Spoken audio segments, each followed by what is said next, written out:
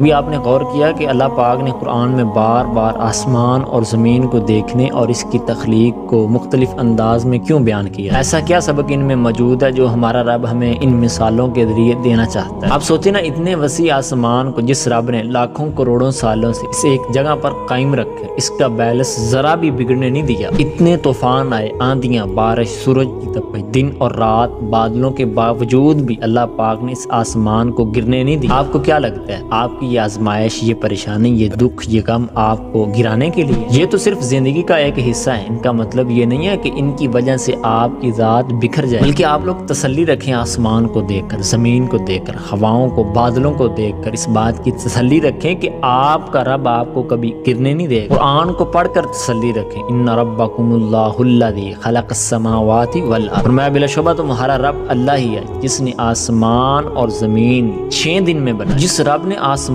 اور زمین 6 دن میں بنائے، یہ پریشانی، یہ دکھ، یہ غم جو آپ کے ہیں، یہ اللہ کے لیے کون سی بڑی بات ہے؟